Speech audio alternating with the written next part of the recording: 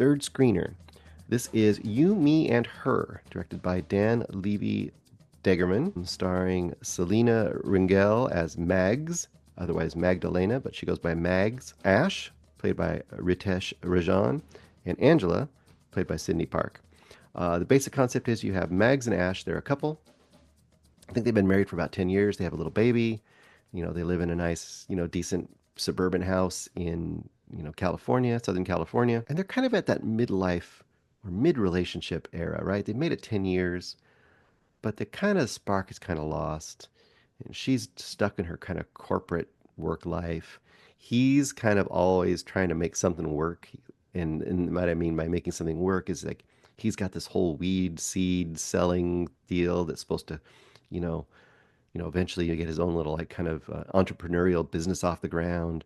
But you kind of get the idea that she kind of feels like he's just kind of a failure and hasn't done anything with his life. And, he kind of gets the feeling that she's like kind of powerful and not taking into account his life. And you know what I mean? Like there's a little level of disconnect going on there. Like they're kind of growing stale in their relationship. In the midst of that, he gets, a windfall. He's made a big sale.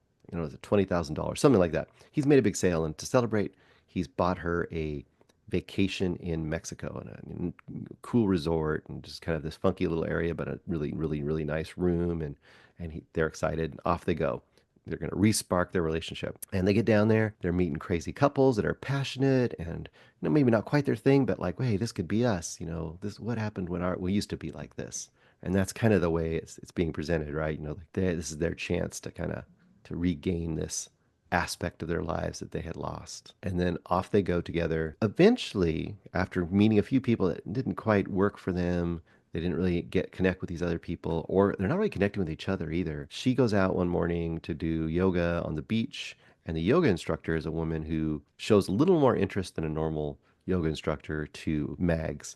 And she's even complimenting Mags on her body and all this kind of stuff. And you're kind of getting the feeling like Mags is like, whoa, this is weird. And why am I kind of sparked up by this? She starts to have thoughts like, let's talk with this lady. And they eventually do talk with the lady. They kind of have like a quote date sort of with her. And of course he's excited. He's like, oh my gosh, my fantasy of having a threesome, it's going to happen. This is it. And then she's kind of like, what am I doing here? What this is a side of me I didn't think I had. It's kind of presented at first like this is going to be a bumbling, like will they, won't they kind of a thing. Are they going to have this crazy event down here in this vacation? And then it kind of just doesn't happen. This is about halfway, third to halfway through the movie, and even though they don't quite end up having this connection that they thought they were going to have with this woman, it sparks them on the rest of their trip. So on the rest of their trip, they're making passionate love every night, and then off they're done with their trip, and they're going back to work, back to home, back to work, and kind of back to their own lives. It's like, well, okay, that was a kind of a possibility. That was kind of a crazy experience, but I guess that's it. We're back to where we were. But a chance comes for them to possibly reconnect with that woman back in their home base. And that's kind of the rest of the movie.